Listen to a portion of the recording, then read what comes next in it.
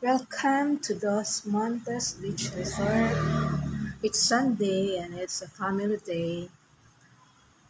Kita nyo dito magandang arrangement ng flowers. Yan, sunflower.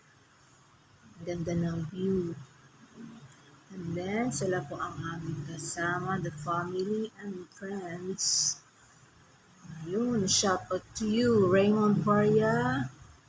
Yan, nakita niyo dito sa labas.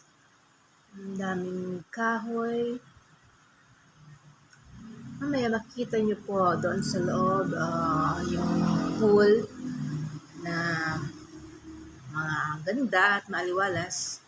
Yan, dyan po ang entrance niya. Anyway, dito po sa loob ng pool, makita niyo yung 5 to 6 feet. Yan, daming punong kahoy dito. Preskong tingnan, malinis.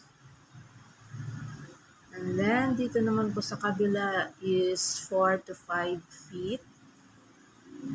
Ang lalim ng pool. As you can see, malinis din naman po ang pool nila. And then, malamig.